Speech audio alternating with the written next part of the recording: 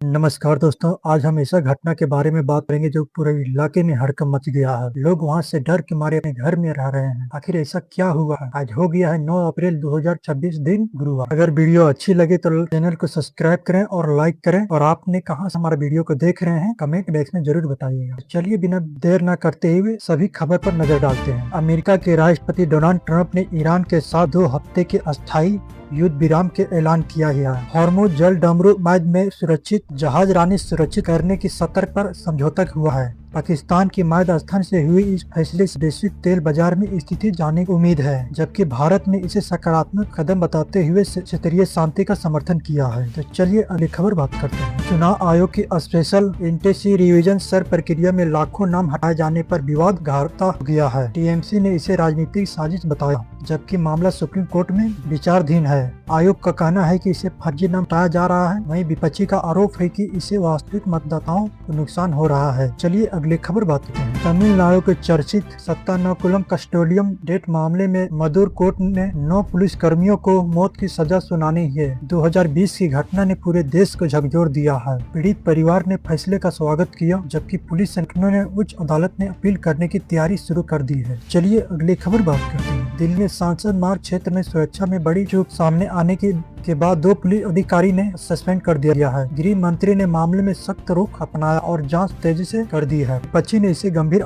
लापरवाही बताते हुए केंद्र सरकार से जवाब मांगा है। चलिए अगली खबर बात करते हैं। पश्चिम एशिया में बढ़ते तनाव और ईंधन की कीमत में उछाल के कारण एयर इंडिया समेत कई एयरलाइंस ने टिकट महंगे कर दिए हैं। यात्री पर अतिरिक्त बोझ बढ़ गया है। एयरलाइंस कंपनी अब वैकल्पिक मार्गों का उपयोग कर रही है, जिससे उड़ानों के समय भी बढ़ सकता है। चलिए अगली खबर बात करते हैं। भारत के कई हिस्सों में मौसम ने अचानक करवट ले ली है। दिल्ली में अप्रैल का सबसे ठंड दिन दर्ज किया गया है, जबकि कई राज्यों में बारिश और ओलावृष्टि की अलर्ट जारी किया गया है। पहाड़ी क्षेत्र में बर्फबारी हो रही है, जिससे तापमान में गिरावट आई है। चलिए अगली खबर बात करते हैं। केंद्र सरकार ने साफ कहा है कि भारत ईरान से कच्चे तेल का आयात जारी रहेगा। टैंकर भुगतान को लेकर चल रही अफवाहों को खारिज किया गया है। सरकार 40 देशों से तेल आयात कर रही है, जिससे ऊर्जा आपूर्ति में स्थिति बनी हुई है। चलिए अगली खबर बात करते हैं। मणिपुर में 2 बच्चे की मौत के बाद हिंसा भड़क उठी है। प्रदर्शनकारियों ने सीआरपीएफ पर कैंपर पर हमला कर दिया है, जिससे कई लोग घायल हो गए हैं। प्रशासन ने 5 जिले में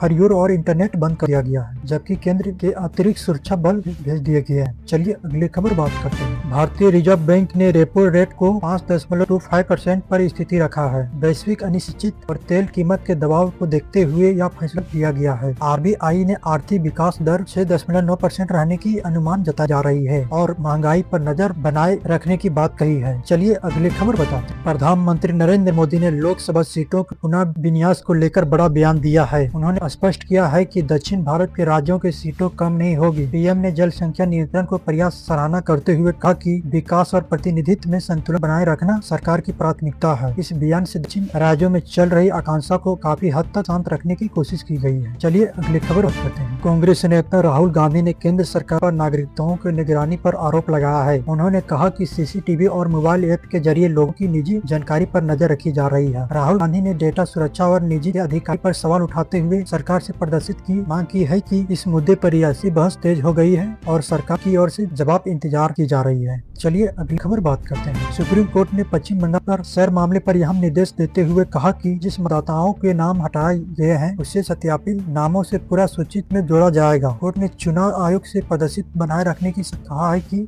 इस फैसले से लाखों मतदाताओं को राहत मिलने की उम्मीद है। हालांकि राजनीतिक विवाद अभी भी जारी है। चलिए अगली खबर बताते हैं। यह अहमदाबाद एयरपोर्ट पर बड़ी लापरवाही सामने आई है, जहां एक एएसयू ने इंडिगो विमान के इंजन को टक्कर मार दी है। घटना के बाद विमान को तुरंत ग्राउंड में उतारा गया है। जांच शुरू कर दी गई है और एयरपोर्ट सुरक्षा व्यवस्था पर सवाल उठा रहे हैं। इस घटना के बाद एयरलाइन के सीईओ कैंपबेल विलास के इस्तीफा की खबर भी सामने आई है। चलिए अगली खबर बात करते हैं। सरकार ने प्रवासी मजदूर को राहत देने के लिए 5 किलो वाली सिलेंडर एलपीजी की संख्या बढ़ा दी गई है। इस योजना का उद्देश्य कम आयोग वाले परिवारों की सस्ती रसोई गैस उपलब्ध कराना है। इस गरीबों और प्रवासी मजदूरों को काफी फायदा मिलने की उम्मीद है। सरकार इस फैसले सुरक्षा सामाजिक को बड़े कदम के रूप में देखी जा रही बनाई है। चलिए अगली खबर बताते हैं। आंध्र प्रदेश की सरकार ने अमरावती को राज्य की एकमात्र राजधानी बनाए रखने की निर्णय लिया है। इस फैसले से प्रशासनिक स्पष्ट बढ़ेगी और विकास कार्य में तेजी आने की उम्मीद है। पहले 3 राजधानी मॉडल को लेकर विवाद चल रहा था, लेकिन अब सरकार की स्पष्ट नीति अपनाई है। चलिए अगली खबर बताते हैं। कांग्रेस अध्यक्ष मल्लिकार्जुन खड़गे ने अपने विवादित अनपढ़ बयान पर माफी मांग ली है। उनके बयान पर काफी आलोचना हुई थी। खरगोश ने स्पष्ट किया है कि उसमें वो उद्देश्य से किसी का अपमान करना नहीं था। इससे बावजूद इस मुद्दे पर राजनीतिक बयानबाजी जारी है। चलिए अगले खबर बात करते हैं।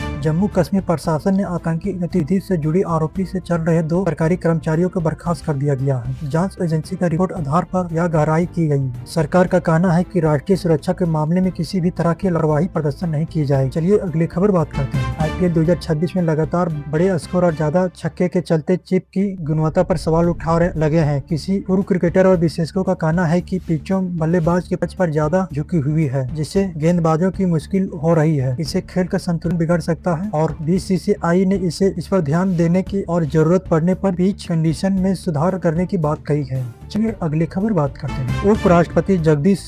उपराष्ट्रपति जगदीप धनखड़ ने अंतर्राष्ट्रीय मंच पर आयोग और ध्यान के महत्व पर जोर दिया है। उन्होंने कहा कि भारतीय संस्कृति दुनिया को मानसिक और शारीरिक संतुलन का रास्ता दिखा सकती है। उन्होंने युवाओं से आयोग से अपनाने की अपील की है कि यह तनाव कम करने और सौखा जीवन जीने की सबसे प्रभावी तरीके हैं। चलिए अगले को बताते हैं। अगर आप इसी तरह जानकारी सबसे पहले पाना चाहते हैं और हमारे चैनल पर पहली बार आए हैं तो हमारे WST न्यूज पे सब्सक्राइब कर लें और लाइक कर दें। अपनी कोई सुझाव देना हो तो मुझे कमेंट करें। चलिए मिलते हैं अगले वीडियो में, तब के लिए आप अपने परिवारजनों की ख्याल रखें। नमस्कार।